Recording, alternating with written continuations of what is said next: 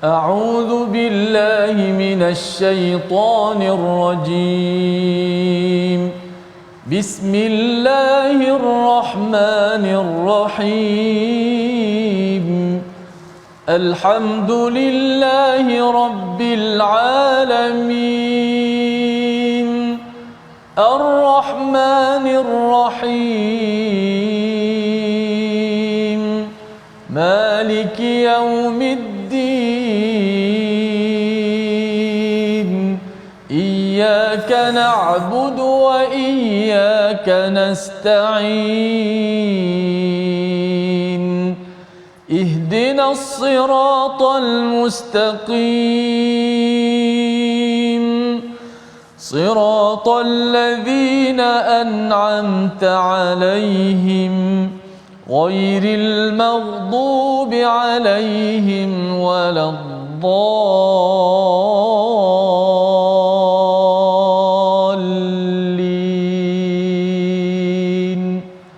آمين. Assalamualaikum warahmatullahi wabarakatuh. Alhamdulillah wassalatu wassalamu ala Rasulillah wa ala alihi wa man walah. Syada la ilaha illallah, syada Muhammadan abduhu wa rasuluh. Allahumma salli ala sayidina Muhammad wa ala alihi wa sahbihi ajma'in. Amma ba'du. Apa khabar tuan-tuan dan puan yang dirahmati Allah sekalian? Kita bertemu dalam My Quran Time baca faham amal pada hari ini, hari untuk kita mengulang kaji hampir 6 halaman yang telah pun kita lewati, yang telah kita pun baca pada minggu ini, daripada halaman 447 hingga 452, dan saya menjemput pada tuan-tuan untuk share, untuk berkongsi di laman Facebook ataupun di YouTube, di mana saja media sosial. Hari ini kita bersama dengan tokoh ilmuan yang akan mengupas beberapa pelajaran daripada setiap halaman. Saya mengalu-alukan Al-Fadhil Ustaz Fahmi Rosli, Pegawai Hal Ehwal Majlis Agama Islam Wilayah Persekutuan. Selamat datang Ustaz. Terima kasih. Ya, terima kasih. Dan juga Al-Fadhil Ustaz Tirmizi, apa khabar hari ini? Alhamdulillah. Alhamdulillah ya. Kita nak sama-sama melihat kepada surah Saffat ya, satu surah sahaja yang kita ingin ulang kaji pada minggu ini, yang sudah tentunya ia mempunyai banyak permata, banyak pelajaran dalam ayat-ayat yang pendek ya. Surah ini ada 182 ayat, surah Makkiyah yang menegaskan tentang keimanan. Apakah sudut yang boleh kita ambil agar ia memberi motivasi keimanan kepada kita bila kita membaca surah ke-37, satu surah selepas surah Yasin. Mari sama-sama kita mulakan dengan doa ringkas kita. Subhanakala ilma lana illa ma 'allamtana innaka antal alimul hakim rabbi zidni ilma. Sama-sama kita mulakan dengan halaman 447. Kita nak melihat kepada satu istilah yang banyak berulang dalam surah As-Saffat ini, iaitu ibadallahil mukhlasin ya, pada ayat 40, 74, 160 dan 169, berbanding dengan istilah ibadil mukminin yang kita akan lihat beberapa pada ayat seterusnya. Jadi mari sama-sama kita baca dahulu ayat 39 hingga 42 untuk kita memaknai apakah yang dimaksudkan dengan ibadallahil mukhlasin, agar kita tercerahkan dengan ayat-ayat yang kita baca dalam surah As-Saffat bersama Ustaz Tirmizi. A'udzu billahi minasyaitonir rajim. Bismillahirrahmanirrahim. Wa ma tujzauna illa ma kuntum ta'malun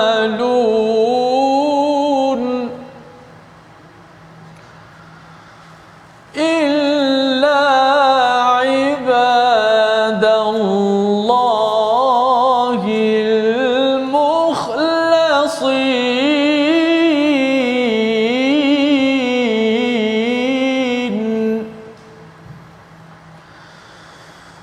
ulaika lahum rizqum ma'lum fawakihu wa hum mukramun.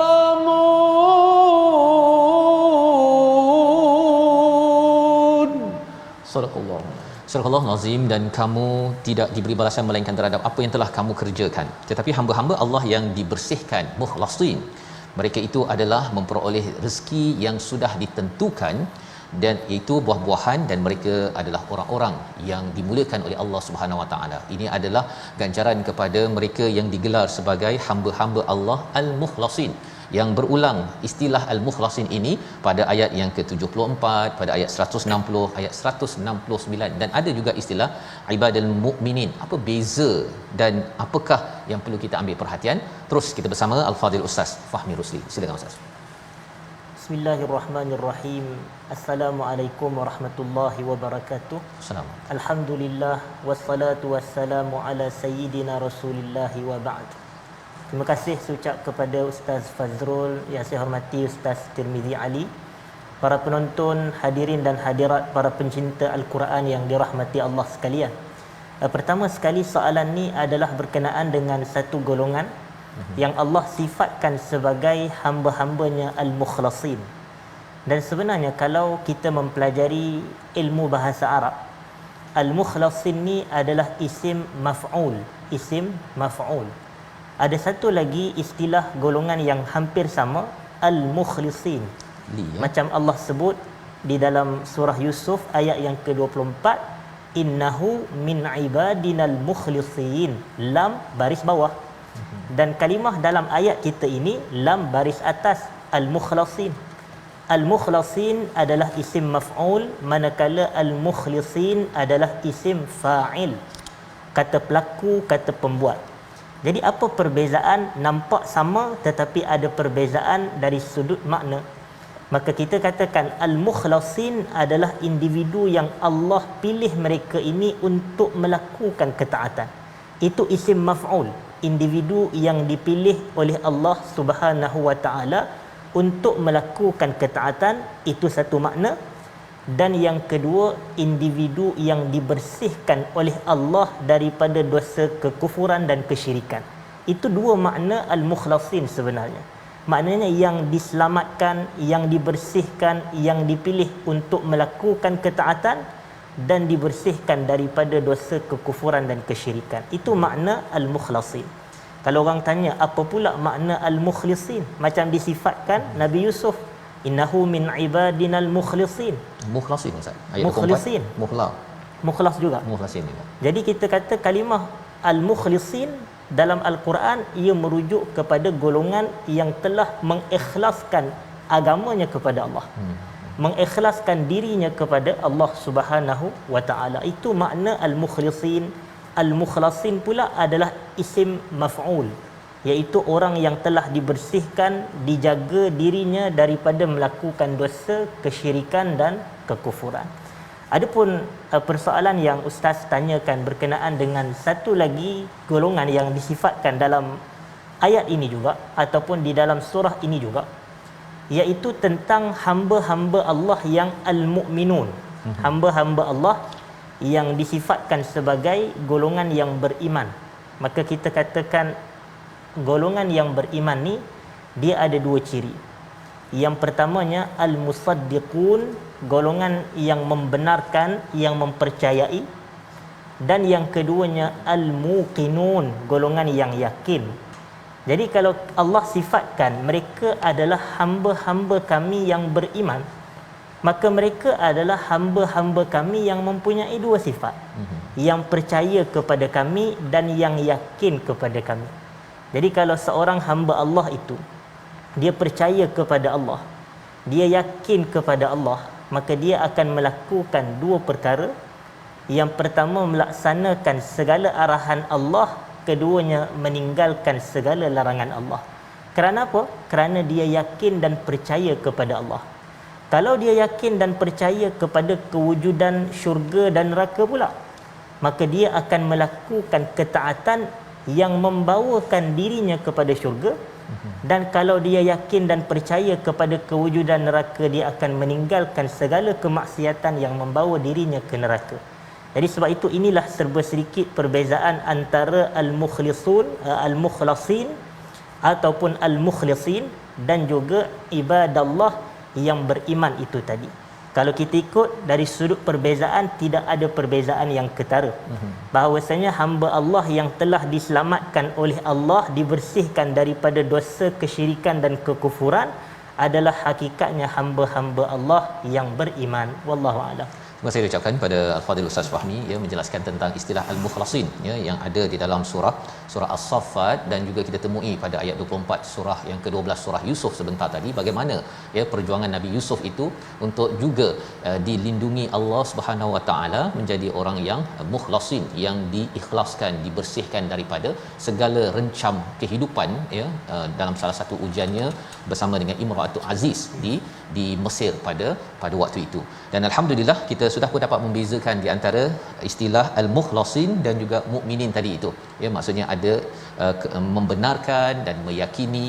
Bercakap tentang muqinun itu, kita selalu memikirkan kesan di akhirat. Apa yang kita buat sekarang, apa yang kita buat baik dan buruk itu bukan sekadar berhenti di sini, tetapi sampai di akhirat sana, menyebabkan kita ni berfikir panjang ya. Itu mungkin istilah orang tua Ustaz ya, yang bercakap tentang fikir panjang. Itu adalah kesan daripada keimanan ya kepada hari ataupun keyakinan pada hari akhirat.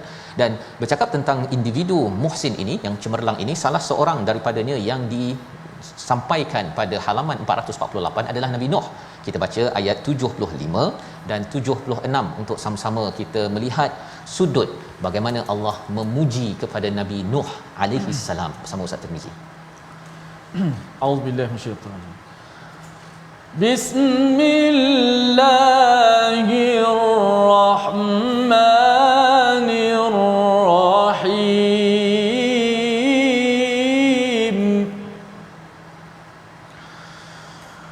ولقد نادانا نوح فلنعم المجيبون ونجيناه وأهله من الكرب العظيم.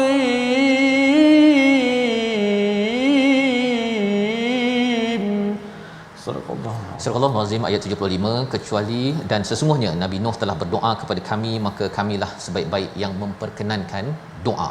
Kami telah menyelamatkan dia dan pengikutnya daripada sebuah bencana yang besar. Istilah karbil azim juga digunakan dalam surah ini untuk Nabi Musa dan juga Nabi Harun. Jadi apabila bercakap tentang mukhlasin, dimaklumkan pada ayat 74, dimaklumkan lagi tentang kisah Nabi Nuh dan selamat Ustaz ya. Jadi kalau boleh Ustaz boleh cerahkan sebenarnya apa maksud karbil azim di sini? Ia merujuk pada bencana di dunia ke dengan ataupun di akhirat bila seseorang itu mendapat status mukhlasin sebentar tadi. Silakan. Baik. Apabila Allah Subhanahu Wa Taala mensifatkan kami telah menyelamatkan dia, iaitu merujuk kepada Nabi Nuh alaihi salam wa ahlahu, dan ahlinya. Dan ustaz terjemahkan tadi ahli sebagai pengikut. Maka kita katakan biasa kita dengar ahli merujuk kepada keluarga. Ya. Tetapi ahli di sini maknanya adalah ahlu dinihi, ahli agamanya.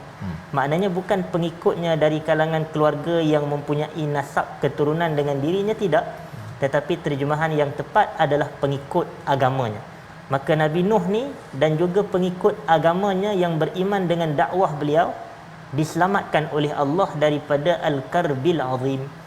Dan setiap Nabi apabila ditujukan kepadanya perkataan Allah selamatkan daripada Al-Karb Al-Azim, maka Al-Karb ini maknanya secara literal adalah satu musibah, bala bencana, keburukan dan kecelakaan. Tetapi apabila dibezakan individu, iaitu dibezakan kepada Nabi Allah selamatkan dirinya daripada Al-Karbil Azim, maka ada bencana yang spesifik merujuk kepada itu. Maka kalau nak menjawab kepada persoalan, kita kata bencana di situ adalah bencana dunia. Bencana dunia merujuk kepada banjir besar yang berlaku pada waktu itu. Jadi terjemahannya di sini, Allah menyelamatkan Nuh alaihi salam dan juga pengikut-pengikut agamanya yang beriman dengan dakwah dan seruannya daripada banjir besar, daripada mati lemas dalam banjir besar yang berlaku. Wallahu a'lam. Terima kasih diucapkan kepada Fadil Ustaz Fahmi menjelaskan tentang istilah karbil azim. Kalau katakan Nabi Nuh itu banjir besar, kalau katakan zaman Nabi Musa itu masih lagi guna istilah karbil azim pada ayat 115. Fast forward sikit Ustaz ya. Dia adakah merujuk pada macam mana? Istilahnya sama. tapi macam mana dia punya kaitan itu? Ya, sama sahaja keadaan macam yang saya sebutkan sebentar tadi. Hakikat al-karbu adalah bala bencana. Tetapi apakah bala bencananya yang berlaku kepada zaman Musa dan apakah bala bencananya yang berlaku kepada zaman Nuh, itu merujuk kepada bencana yang spesifik pada zaman kedua-dua nabi tersebut. Wallahu a'lam. Jadi pada zaman Nabi Musa itu, adakah dia merujuk kepada yang katak ke, ataupun yang pasal kalau Nabi Nuh ni ada kaitan dengan banjir, yang zaman Nabi Musa ini pada peristiwa laut ke, ataupun dia secara umum sahaja? Betul. Dia termasuk apa sahaja kategori bencana dan bala yang berlaku pada zaman itu, termasuklah kejadian dia dikejar oleh Firaun dan bala tenteranya. Itu juga Allah selamatkan dengan Allah menenggelamkan Firaun di dalam lautan tersebut. Wallahu a'lam. Ya, jadi itu adalah panduan untuk kita apabila seseorang itu makin mengikhlaskan diri dan Allah ikhlaskan menjadikan seseorang itu mukhlasin seperti nabi-nabi ini, kesannya ialah Allah akan memberikan bantuan kepada para nabi dan pengikut agama ahlahu sebentar tadi. Dan ini juga yang kita ingin lihat kepada bagaimana penerangan di dalam ayat yang ke-80 pada muka surat 449. Perkataan al-muhsinin, ya, tadi kita dah bincang ibadallah mukhlasin, kemudian mukminin. Ada lagi satu perkataan yang menjadi trend ataupun brand kepada surah As-Saffat, iaitu muhsinin. Tak banyak di dalam al-Quran, hanya sekitar 32-33 kali sahaja muhsinin ini digunakan, dan banyak wujud di dalam surah As-Saffat. Mari sama-sama kita melihat kepada ayat yang ke-80, ya, sebagai ayat utamanya, dan kemudian kita akan terus sampailah kepada ayat 82 sebelum kita melihat apa maksud muhsinin yang sebenarnya. Silakan Ustaz Tir. Baik. A'udzubillahi minasyaitonir rajim. Bismillahirrahmanirrahim. Inna kadzalika najzil muhsinin.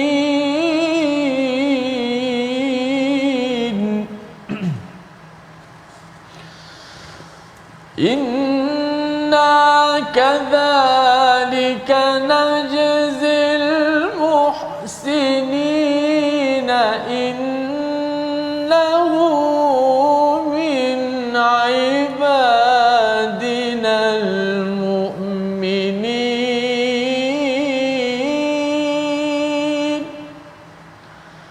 thumma aghraqna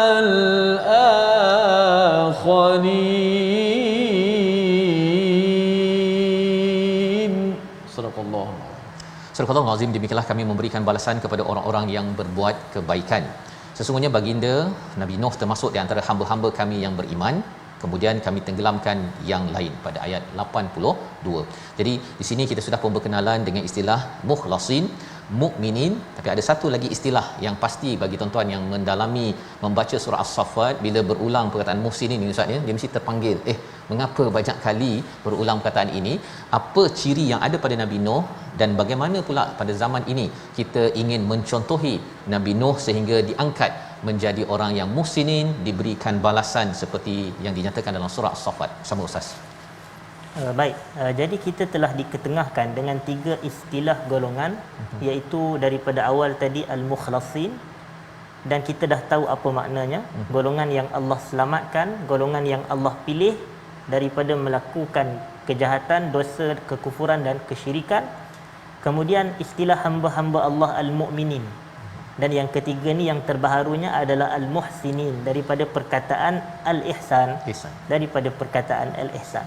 Dan kita maklum bahawasanya dalam hadis Jibril yang panjang itu, Jibril bertanya kepada Rasulullah sallallahu alaihi wasallam, apakah yang dimaksudkan dengan ihsan? Maka Nabi kita menjawab, al-ihsanu an ta'budallaha ka'annaka tarah, fa in lam takun tarahu fa innahu yarak. Ihsan adalah kamu beribadah kepada Allah seakan-akan kamu melihat Allah.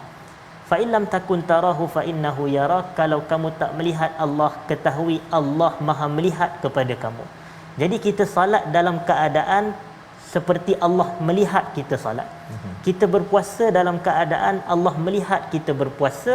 Bila kita capai kepada maqam ini, kita adalah al-muhsinun, atau disifatkan di sini al-muhsinin, iaitu golongan yang berbuat ihsan. Tapi kalau saya boleh buat kesimpulan ringkas, para penonton yang dirahmati Allah, para sahabat Quran sekalian, bahawasanya tiga golongan ni ada kaitan. Yang pertamanya adalah golongan yang percaya dan yakin kepada Allah. Mereka ini al-mu'minun. Dan apabila mereka percaya dan yakin kepada Allah, mereka perlu melakukan pembuktian dengan amalan saleh, dan pembuktian inilah disifatkan sebagai ihsan, orang yang berbuat kebaikan.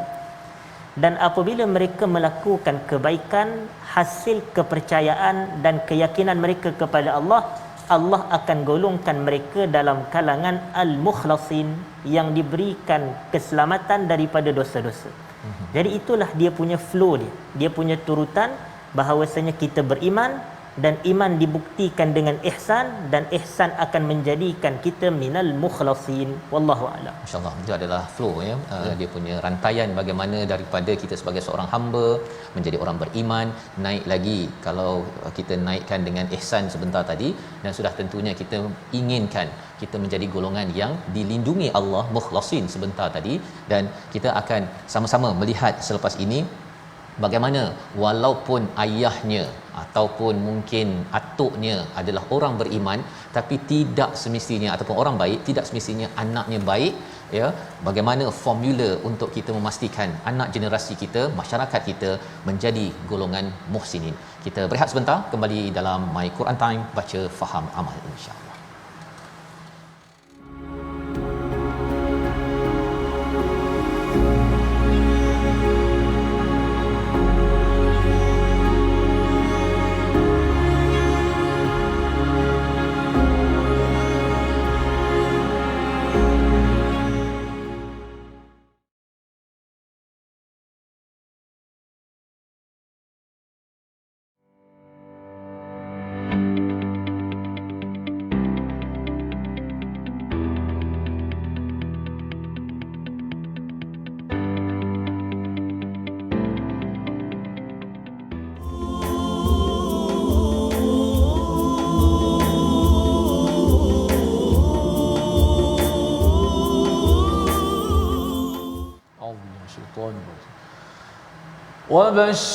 وبشرناه بإسحاق نبيا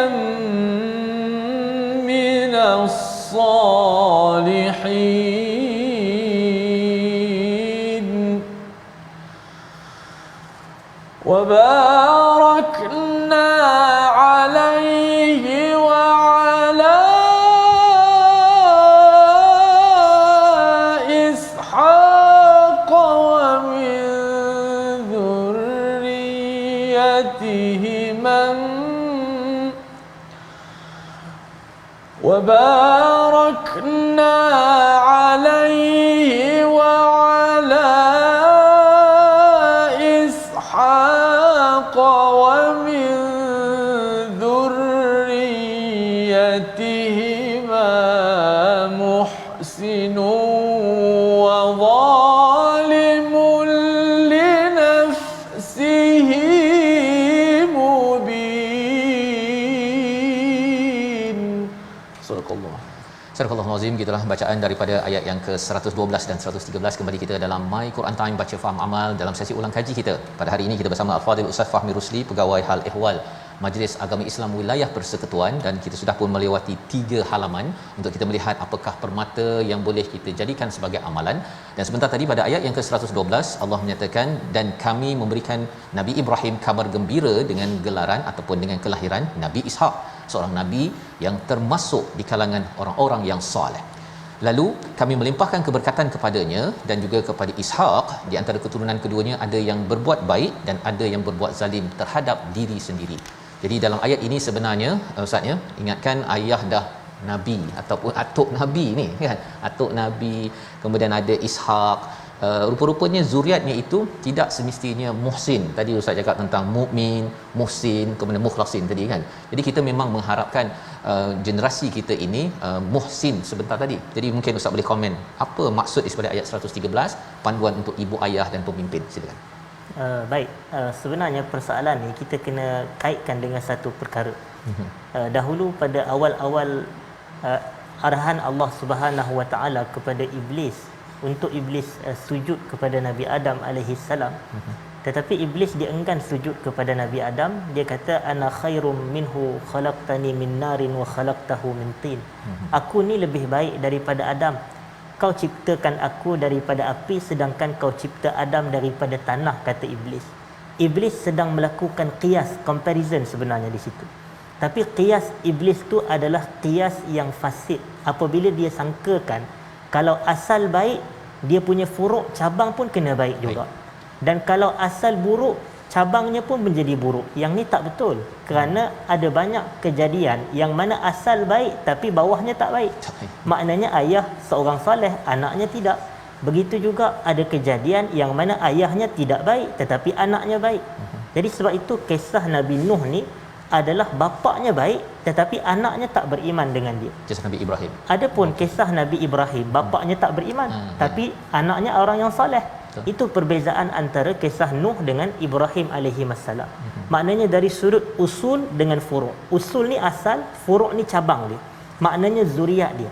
Maka bila kita nak kaitkan dengan kisah ini, maka kita kena teliti bahawasanya walaupun kita ini orang soleh, tidak menjamin anak-anak kita juga soleh. Tapi itu bukan bermakna kita tak perlu usaha nak menjadikan anak-anak kita soleh. Usaha tetap dilakukan. Tengok dakwah para Nabi. Nabi Nuh berdakwah kepada keluarganya. Nabi Ibrahim berdakwah kepada bapaknya.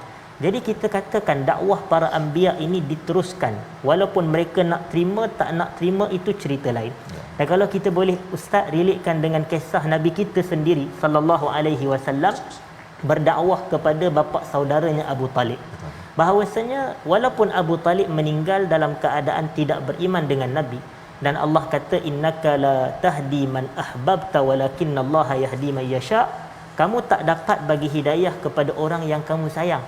Kita sayang pasangan kita, anak-anak kita, ibu bapa kita, zuriat kita, tapi hidayah milik Allah dalam erti kata hidayatut taufiq. Adapun hidayatul irsyad, bimbingan, dakwah, ajakan, seruan, yang ni adalah milik kita sebagai para pendakwah. Walaupun Allah bagi tahu yang Nabi tak memiliki hidayah taufik, tapi itu tak menjadikan Nabi berhenti berdakwah. Jadi sebagai ibu bapa kena sentiasa ajak anak-anak untuk menjadi soleh. Dan ibu bapa kena melazimi doa yang disebut oleh Allah dalam surah Al-Furqan, Rabbana hablana min azwajina wa dhurriyyatina qurrata a'yun waj'alna lil muttaqina imama. Wahai Tuhan kami, berikanlah kepada kami pasangan dan zuriat yang merupakan penyejuk mata bagi kami, dan jadikanlah kami ni ya Allah sebagai pemimpin, sebagai ketua bagi golongan yang bertakwa. Maknanya zuriat dia orang bertakwa. Dia punya pasangan dia orang yang bertakwa. Dan hakikat takwa adalah nama lain bagi muhsin. Orang yang melakukan kebajikan adalah orang yang bertakwa. Orang yang muhsin adalah orang yang melakukan amal saleh. Dan di sini diceritakan bahawasanya zuriat Nabi ini di sini, Ibrahim dan Ishak ini terbahagi kepada dua kategori. Maknanya manusia, zuriat, nasal keturunan ataupun nasab keturunan, maka dia terbahagi kepada yang muhsin, dia terbahagi kepada yang zalim, ataupun disebut di sini zalimun li nafsih. Muhsin ni orang yang beramal saleh, yang melakukan ketaatan, yang berbuat kebajikan. Adapun zalimun li nafsih adalah orang yang menzalimi dirinya dengan dosa dan maksiat. Jadi ini berlaku. Maknanya walaupun orang itu adalah daripada susur galur Nabi pun, tapi dia tidak semestinya mengikut dan menurut keimanan Nabi tersebut. Sebab itu Nabi kita sallallahu alaihi wasallam banyak kali menyebut dalam hadis, man batta'a bihi amaluhu lam yusra' bihi nasabuh. Di dunia ni sesiapa yang lambat beramal, maknanya kalau nak semayang lambat. Tangguh. Kalau nak buat kebajikan nanti dululah. Kalau nak buat ketaatan esok-esoklah kita buat. Man batta'a bihi amaluh, kata Nabi, siapa yang lewat lambat beramal, lam yusri' bihi nasabuh. Keturunannya walaupun dia keturunan orang soleh, keturunan wali Allah, keturunan ulama, keturunan para nabi, takkan memberi manfaat kepada urusan dia di akhirat. Maknanya kalau awak lambat beramal, makanya di akhirat awak tak akan dipercepatkan nak masuk syurga. Awak juga akan terhalang dan lambat. Jadi oleh kerana itu kita kena teliti dari sudut zuriat. Jadilah kita zuriat para nabi yang muhsin, dan jangan kita jadi zuriat para nabi yang zalimun li nafsih, menzalimi dirinya sendiri dengan maksiat dan dosa. Wallahu a'lam. Terima kasih ucapkan pada Ustaz Fahmi menjelaskan kepada kita, bagi ibu ayah, bagi pemimpin, untuk kita memahami sebenarnya nasab keturunan bukanlah menjanjikan bahawa kalau ayahnya itu sudah soleh, confirm kepada anaknya, si anak juga kena bertanggungjawab ya kepada segala amalan muhsin sebentar tadi. Dan ini yang kita belajar daripada Nabi Ibrahim, daripada Nabi Ishak sebentar tadi, dan ia menidakkan kepada ada sesetengah yang merasakan kalau dia berada dalam kaum Yahudi misalnya, Bani Israel, keturunan Ishak ni confirm dia akan berada di dalam syurga. Sebenarnya ia perlukan kepada amal takwa sebentar tadi berdasarkan merit daripada Allah. Jadi tidak ada kaitan dengan perkauman ataupun daripada susu galuh, tetapi kita kena bertanggungjawab pada amal kita dengan izin Allah Subhanahu Wa Taala. Dan ini kita teruskan pada muka surat 451 bercakap tentang mengajak kepada kebaikan. Ini sudah tentunya ada cabaran. Kita lihat kepada kisah Nabi Yunus pada ayat 139 hingga 144 untuk sama-sama memujuk kepada diri kita, memujuk pada Nabi Muhammad sallallahu alaihi wasallam, bagaimana mengajak orang ini memang ada cabaran, tapi bagaimana kita berinteraksi dengan cabaran orang-orang yang mendustakan. Kita baca ayat 139 hingga ayat 144. Silakan Ustaz. A'udzubillahi minasyaitanir rajim. Bismillahirrahmanirrahim. وَإِنَّ يُونُسَ لَمِنَ الْمُرْسَلِينَ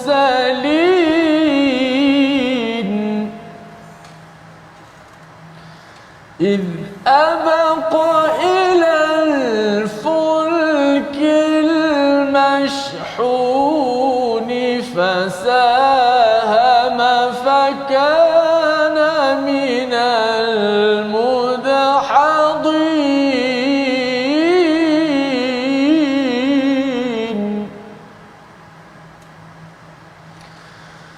فالتقمه الحوت وهو مليم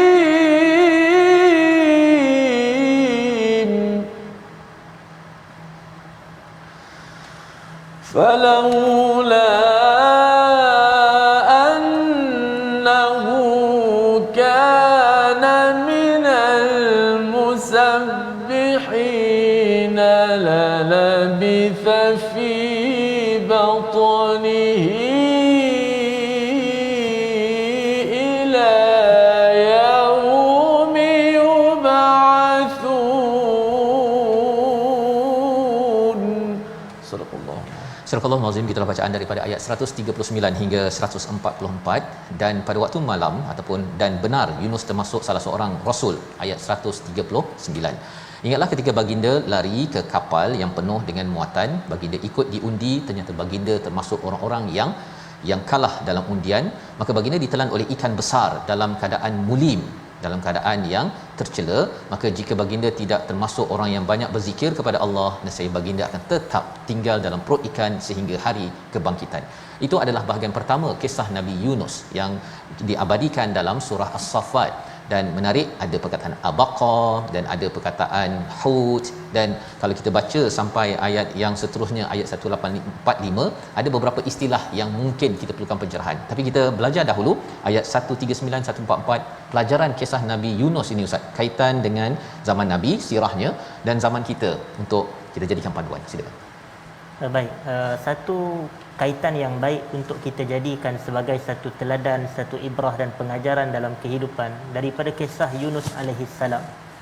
Kita boleh kaitkan dengan ayat 143 144 daripada surah As-Saffat ini, dan juga dalam ayat yang ke-87 daripada surah Al-Anbiya, yang mana Allah menceritakan wa dhannuni idh dhahaba mughadiban fadhanna an lan naqdira alaihi fanada fi dhulumati alla ilaha illa anta subhanaka inni kuntu minadh zalimin.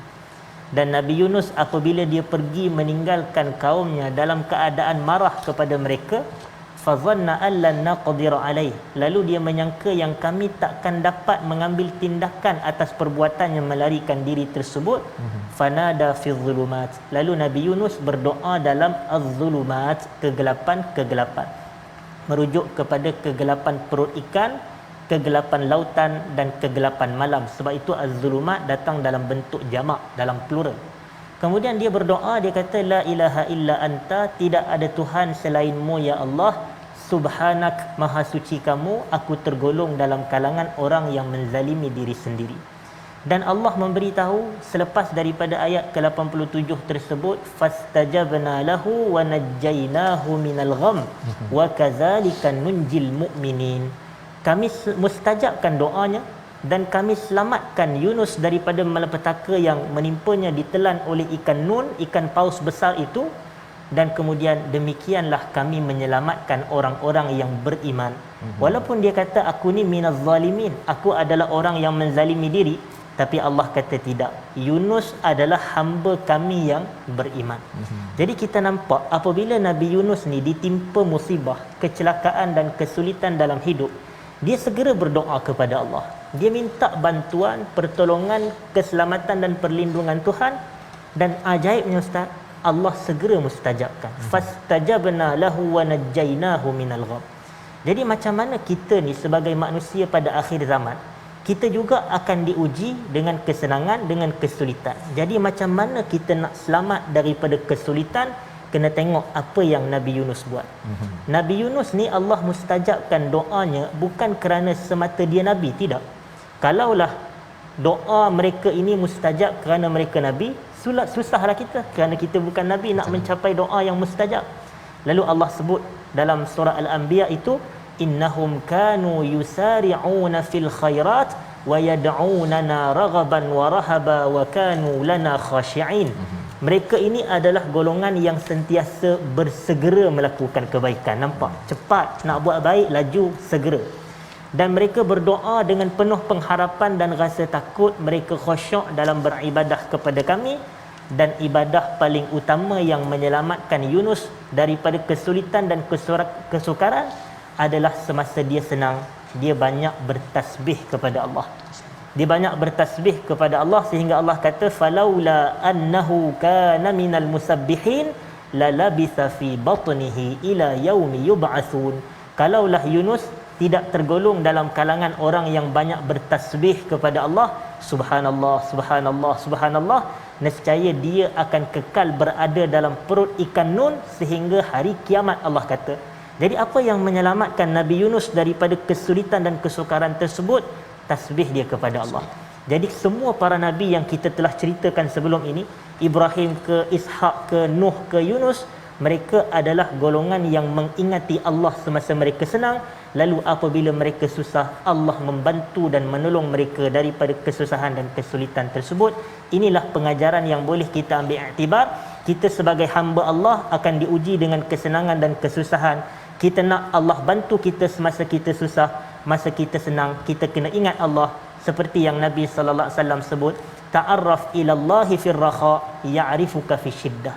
Kenallah Allah semasa kamu senang, Allah akan kenal kamu, ingat kamu, tolong kamu semasa kamu susah. Wallahu a'lam. InsyaAllah itu adalah penerangan bagaimana ya kita mengambil contoh daripada Nabi Yunus alaihi salam, di mana bila Nabi Yunus menyatakan dalam surah Al-Anbiya la ilaha illa anta subhanaka inni kuntu minadh dhalimin, itu rupa-rupanya Allah terus kabulkan Ustaz ya, disebabkan dalam keadaan senang Nabi Yunus bersegera berbuat kebaikan dan juga berdoa pada Allah ya, bertasbih mengingat Allah.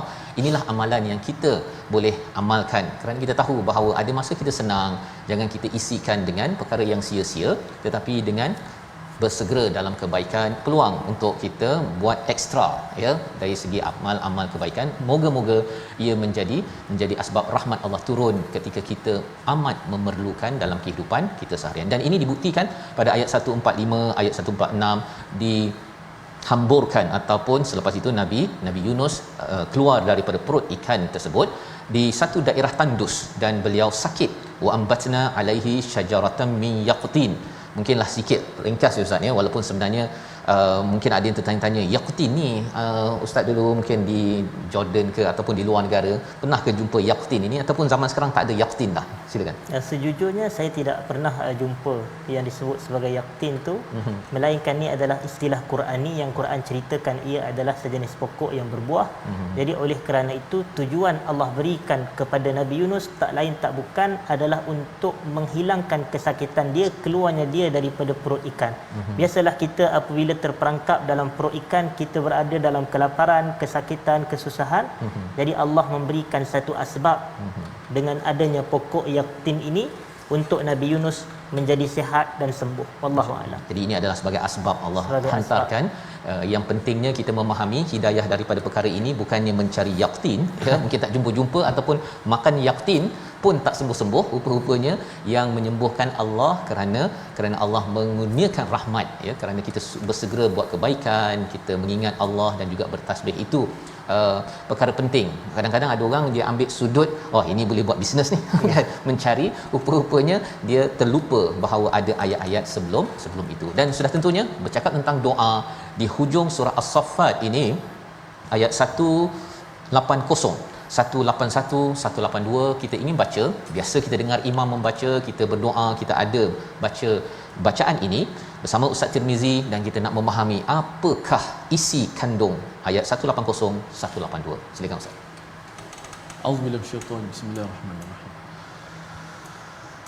Subhana rabbika bil izzati amma yasifuna wa salamun alal mursalin walhamdulillahi rabbil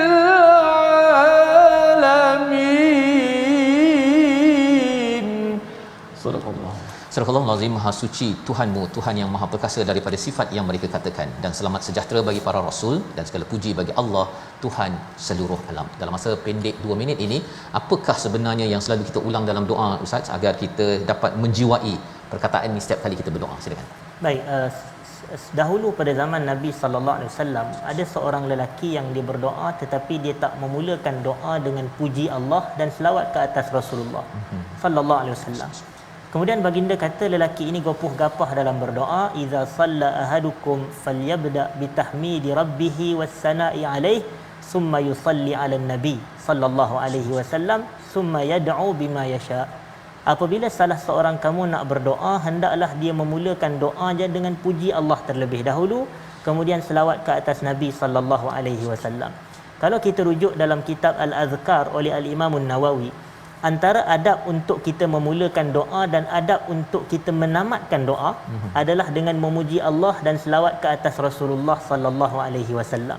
Sebab itu sebahagian imam-imam kita semasa salat sebelum nak mula doa, alhamdulillah wassalatu wassalam ala rasulillah, dan mengakhiri dengan subhana rabbika rabbil izzati amma yasifun, termasuk pujian kepada Allah, wassalamun alal mursalin, dan ucapan salam kepada para rasul, dan nabi kita termasuk dalam kalangan rasul. Jadi termasuk juga salam ke atas Rasulullah, wassalamun alal mursalin walhamdulillahi rabbil alamin, dan segala puji bagi Allah Tuhan sekalian alam. Ini juga termasuk dalam pujian kepada Allah. Sebahagian ulama mensifatkan doa ni sebagai doa kafaratul majlis, doa penutup dan penamat bagi majlis, kerana ada riwayat daripada beberapa sahabat Nabi. Antaranya adalah kata-kata daripada Ali radhiyallahu anhu bahawasanya sesiapa yang suka untuk timbangan amalannya dipenuhi dengan ganjaran pahala yang besar, hendaklah dia pada penghujung majlisnya membaca subhana rabbika rabbil izzati amma yasifun wa salamun alal mursalin walhamdulillahi rabbil alamin. Dan ada satu faedah ringkas, ini adalah dalil kenapa bila kita sebut nama Nabi Allah Ibrahim kita kata alaihi salam. Kita tak biasa sebut alaihi salatu wassalam. Nabi Musa alaihi salam, Nabi Isa alaihi salam. Kerana dalam ini Allah kata wassalamun alal mursalin. Allah tak kata wassalatu wassalamu alal mursalin. Jadi para rasul selain daripada nabi kita, kita ucap alaihi salam. Adapun kepada Rasulullah kita ucapkan alaihi salatu wassalam kerana perintah Allah dalam Quran dalam surah Al-Ahzab itu, innallaha wa malaikatahu yusalluna 'alan nabi ya ayyuhallazina amanu sallu alaihi wa sallimu taslima. Itu faedah ini adalah doa kafaratul majlis, penutup majlis. Wallahu a'lam. Terima kasih ucapkan pada Ustaz Fahmi menjelaskan tentang ini adalah penutup doa dan penutup kepada sesuatu majlis. Ya, biasa kita dengar kafaratul majlis itu yang satu lagi besi Ustaz ya. Betul.